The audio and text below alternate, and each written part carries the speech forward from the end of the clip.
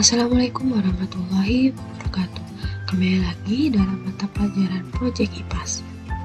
Setelah kalian menyelidiki dan mengidentifikasi pencemaran air yang terjadi di lingkungan sehari-hari kalian, hari ini kita akan membahas mengenai penyelidikan ilmiah tentang pencemaran air.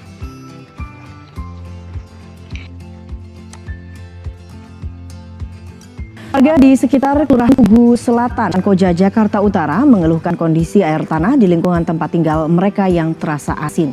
Selain asin, air tanah ini juga menyebabkan gatal-gatal. Warga pun berharap Pemprov DKI Jakarta dapat mengambil tindakan untuk mengatasi masalah ini. Dan untuk mengetahui informasi terkini, sudah ada koresponden CNN Indonesia Miladia Rahma di Kelurahan Tugu Selatan, kawasan Koja, Jakarta Utara. Mila, apa penyebab pencemaran air tanah ini sehingga terasa asin dan sudah berapa lama dan apa yang kemudian dilakukan warga? Ya, selamat sore Eva. Betul sekali kalau kita bicara soal bagaimana kondisi air bersih, terutama di tempat saat ini saya melaporkan di RT 7 RW 7 Kelurahan Tugu Selatan, Koja, Jakarta Utara. Ini memang sebenarnya sudah lama terjadi Eva. Bahkan tadi saya sempat berbincang dengan salah satu warga di sini. Dia tinggal sejak tahun 2005 dan kondisi air tanah yang asin ini sudah berlangsung lama sekali bahkan sejak ia tinggal di sini. Pilihannya ada dua sebenarnya Eva, bagaimana kemudian warga memenuhi kebutuhan air bersih mereka. Di antaranya yang pertama adalah mereka membeli dari tukang air pikul ya istilahnya kalau warga sini mengatakan atau menyebutnya begitu, yang setiap hari kemudian berjualan air dalam jerigen. Yang kedua adalah memasang pompa air pump begitu ya, yang kemudian memang difasilitasi oleh pemerintah. Tapi di sisi lain tentu saja ada banyak kerugian dan juga kelebihannya. Nah, untuk membahas soal ini tentu saja Eva, saya tidak bisa menggambarkan kalau kita tidak langsung berbincang dengan warga yang tinggal di sini. Sudah bersama saya Eva ada Ibu Purwati ya. Ibu Purwati boleh maju bersama saya di sini Ibu.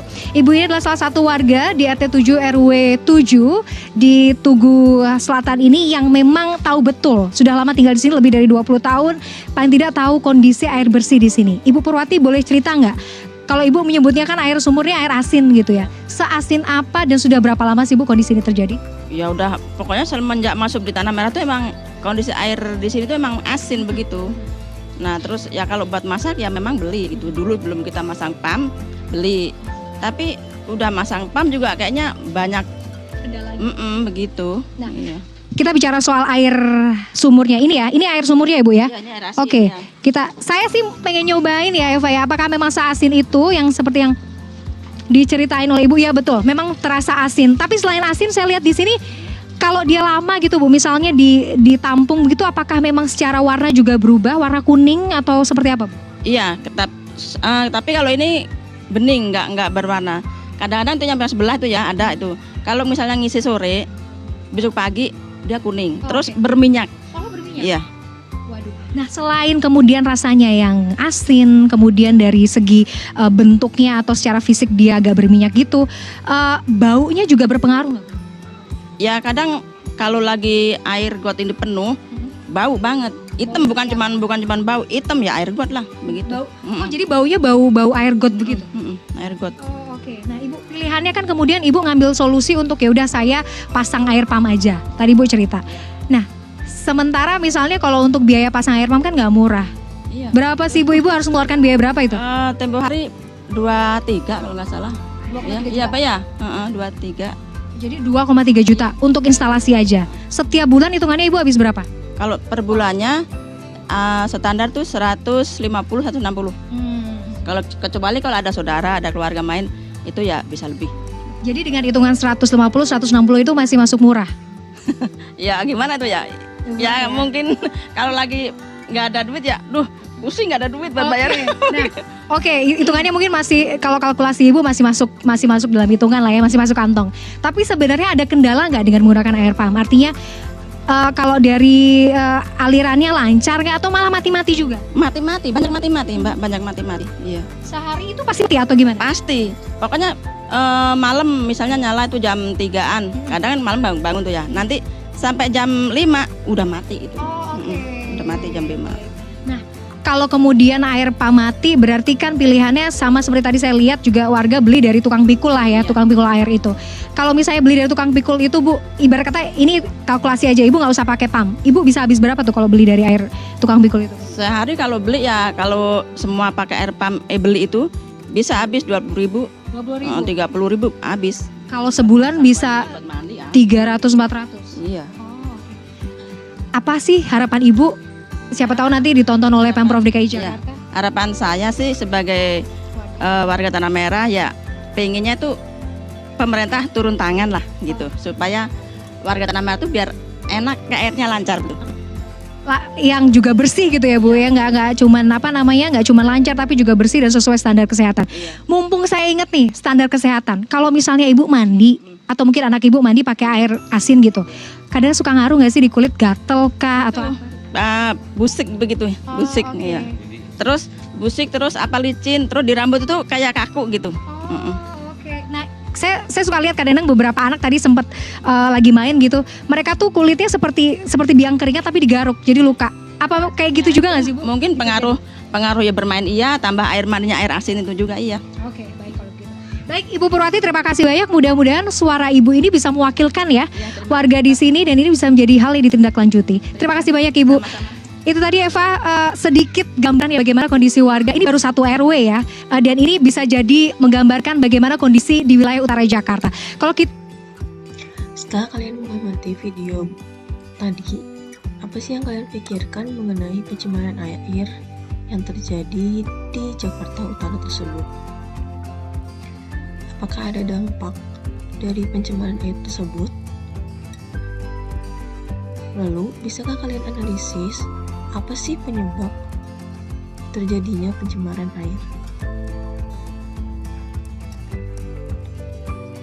secara Sumber air. Tadi disebutkan bahwa sumber air yang didapatkan oleh ibu tersebut didapatkan dari sumur atau air tanah. Coba kalian sebutkan sumber air yang kalian ketahui. Sumber air yang pertama ada air laut.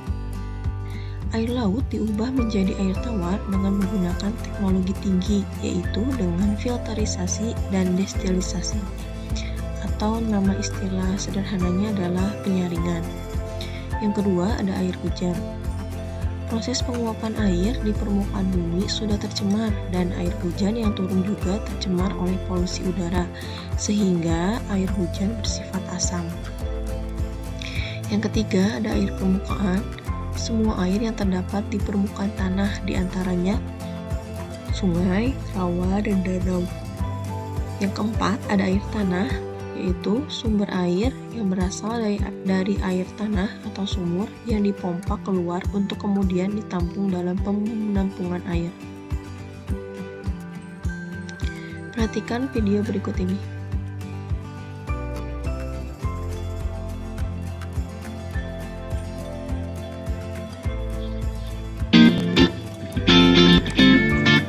Halo, sebelumnya sobat sudah tahu kan dengan 3 sumber air? Ketiga sumber air tersebut sering dimanfaatkan oleh perusahaan daerah air minum atau PDAM untuk memenuhi kebutuhan air bersih kita loh. Pimpo mau jelasin nih bagaimana PDAM mengolah air. Pada tahapan pertama, air dialirkan ke bak prasedimentasi. Tahap ini merupakan tahap pemisahan air dengan lumpur. Lumpur mengalami pengendapan yang dibantu oleh gaya gravitasi sobat. Setelah itu, air melewati tahap koagulasi dan flokulasi. Tahap ini, air dicampur dan diaduk dengan zat kimia yang disebut tawas. Tawas berfungsi untuk menggumpalkan kotoran yang masih ada di dalam air. Kemudian, gumpalan kotoran dan air dipisahkan kembali lagi menggunakan gaya gravitasi pada bak sedimentasi, sehingga aliran air yang berada pada bagian atas menjadi lebih bersih.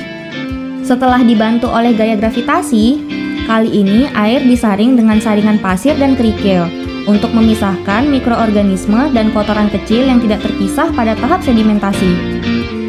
Barulah air dialirkan ke reservoir atau tandon air dan siap didistribusikan ke rumah-rumah sobat untuk dikonsumsi. Pimpo mau kasih tahu sobat ciri-ciri air yang layak konsumsi. Pertama, air tidak berwarna, jernih, dan tidak keruh.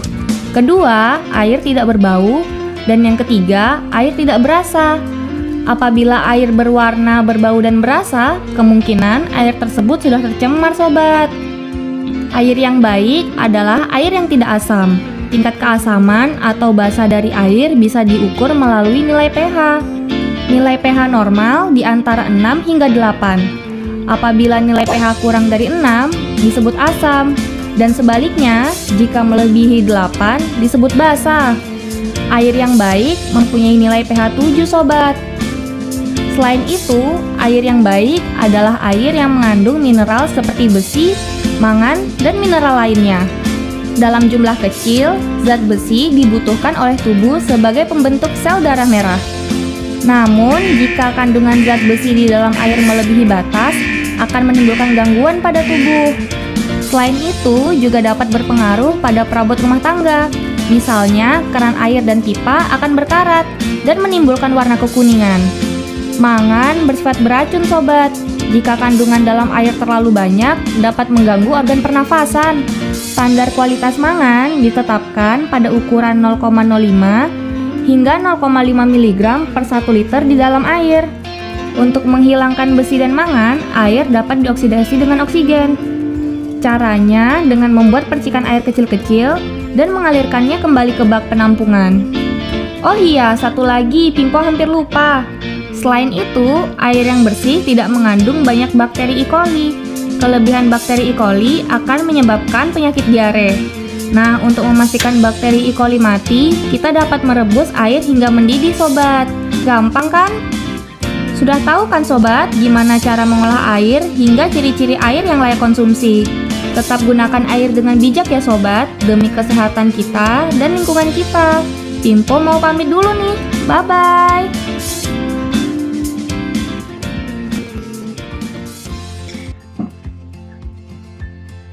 Nah, itulah proses pengolahan air bersih.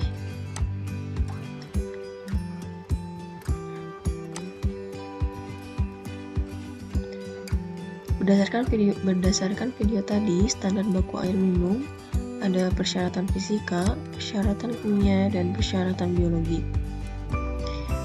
Apa saja sih persyaratan fisika untuk standar baku air minum? Yang pertama ada kekeruhan.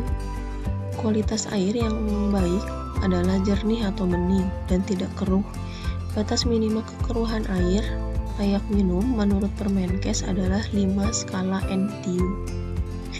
Yang kedua, tidak berbau dan tidak berasa. Air yang mempunyai bau dan berasa mengindikasikan terjadi proses dekomposisi bahan organik oleh mikroorganisme dalam air. Yang ketiga, jumlah padatan terapung. Air yang layak diminum tidak mengandung padatan terapung dalam jumlah yang melebihi batas maksimal yang diperbolehkan, yaitu 1000 mg per liter. Yang keempat, suhu normal. Air yang baik mempunyai suhu normal yaitu kurang lebih 3 derajat Celcius dari suhu kamar 27 derajat Celcius. Warna. Air yang layak dikonsumsi harus jernih dan tidak berwarna, atau setara dengan 5 skala TCU. Apa saja sih persyaratan kimianya? Yang pertama ada derajat keasaman, yaitu ukuran pH. Kualitas air yang baik atau netral berada di rentang pH 7. Yang kedua, kandungan bahan kimia organik. Air yang baik memiliki kandungan bahan kimia organik dalam jumlah yang tidak melebihi batas yang ditetapkan. Yang ketiga, bahan kimia anorganik, garam dan ion-ion logam seperti besi, aluminium, magnesium, klorin, seng, timbal, raksa, dan kalsium tidak melebihi batas yang ditetapkan. Yang keempat, tingkat kesadahan rendah, yaitu kandungan mineral dalam air. Derajat kesadahan maksimum air yang layak minum air adalah 500 mg per liter. Lalu bagaimana persyaratan biologinya? Bahan baku air minum harus memenuhi syarat tidak mengandung organisme patogen yang dapat ditentukan dengan indikator keberadaan bakteri E. coli, yang tidak mengandung bakteri E. coli atau coli tinja yang dapat diukur secara kualitatif dan kuantitatif. Lalu indikator pencemaran airnya, kita akan melihat berdasarkan uji fisika, yaitu parameternya, tingkat kejernihan air, perubahan suhu, warna, bau. Yang kedua, uji kimia, parameternya, derajat keasaman air, zat kimia yang terlarut, timbulnya endapan, dan koloida. Yang ketiga, ada uji biologi, parameternya adalah ada tidaknya bakteri patogen. Uji fisika, parameter yang akan kita ukur adalah perubahan warna, bau, dan suhu. Gambaran secara umumnya digambarkan dengan grafis seperti ini. Langkah pertama adalah masukkan segelas air yang akan diuji ke dalam gelas ukur sampel. Jadi kalian yang pertama adalah masukkan air yang sudah tercemar ke dalam gelas ukur, atau bisa kalian gunakan di rumah menggunakan botol. Yang kedua, tambahkan segelas air bersih atau layak minum ke dalam gelas ukur sampel. Perhatikan reaksi yang terjadi, seperti perubahan warna, bau, dan suhu. Apabila tidak menunjukkan perubahan, maka pencemaran air rendah dan dapat dijadikan bahan baku air minum. Yang ketiga, tambahkan 2 gelas air bersih atau layak minum ke dalam gelas ukur sampel. Apabila dengan penambahan 2 gelas air bersih, kekuruhan, warna, suhu menjadi normal, berarti tingkat pencemaran airnya sedang. Apabila air sampel masih keruh dan tidak ada perubahan warna, berarti tingkat pencemaran airnya tinggi. Lalu bagaimana kita akan menguji pencemaran air secara biologi? Dengan melihat parameternya, yaitu keberadaan mikroorganisme,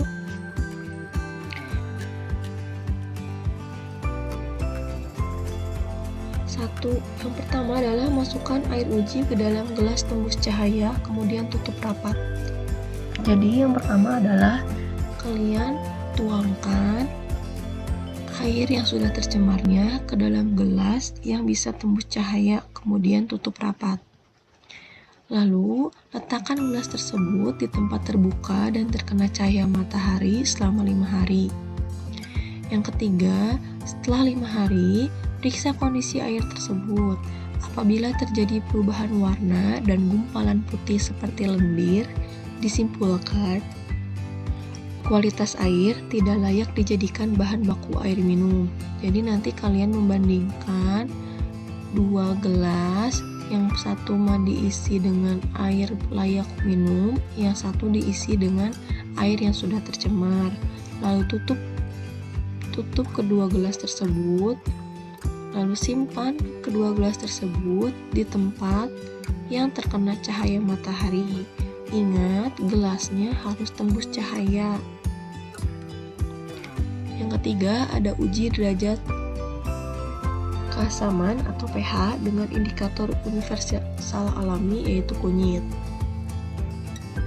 Yang pertama, buat indikator universal alami kunyit dengan cara melarutkan 2 sendok makan kunyit bubuk ke dalam air. Yang kedua, siapkan 3 larutan rujukan, yaitu air lemon, sabun, dan air mineral pada gelas yang berbeda. Tuangkan 2 sendok makan cairan indikator kunyit ke dalam masing-masing gelas larutan dan amati warnanya. Yang ketiga, tuangkan 2 sendok makan cairan indikator kunyit ke dalam sampel air yang akan diuji. Bandingkan warna sampel air yang telah ditetes indikator kunyit dengan larutan rujukan yang telah ditetesi indikator kunyit. Penyelidikan ilmiahnya atau LKPD yang harus kalian kerjakan adalah seperti ini. Kalian harus mengidentifikasi kualitas airnya. Langkah pertama, tentukan sampel air yang akan diuji.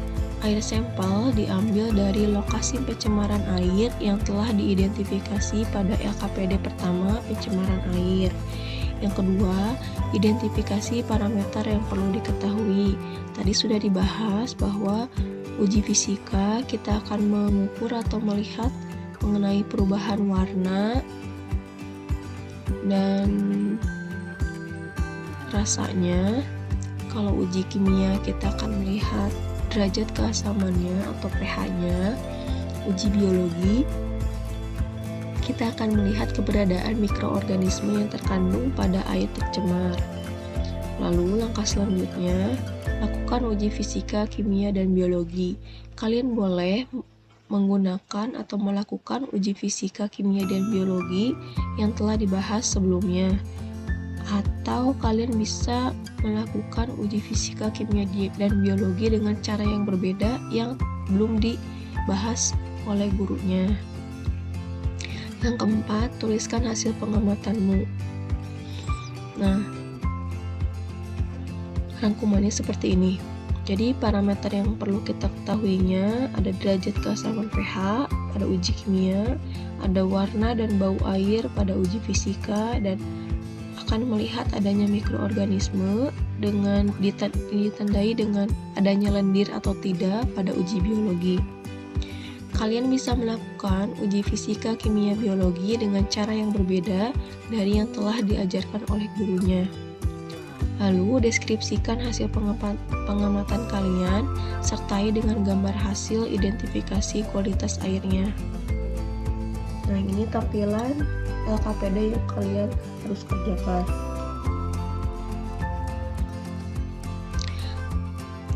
Identifikasi parameter yang perlu diketahuinya, apa sih yang akan kalian amati atau kalian ukurnya pada uji fisika, biologi, dan kimia. Sumber rujukannya, tuliskan sumber info mengenai uji kualitas air yang akan kalian kerjakan. Bisa melakukan uji kualitas air dengan cara yang telah dijelaskan oleh gurunya atau dengan cara lain yang berbeda. Lalu di penyelidikan ilmiahnya, kalian tuliskan alat dan bahan serta langkah-langkah penyelidikan pada uji fisika, uji kimia, dan uji biologinya.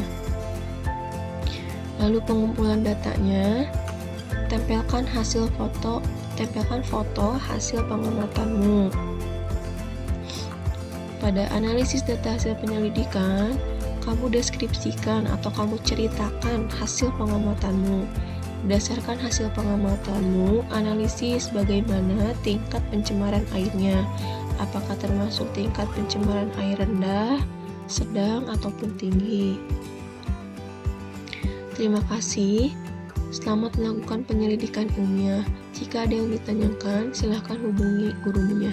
Wassalamualaikum warahmatullahi wabarakatuh.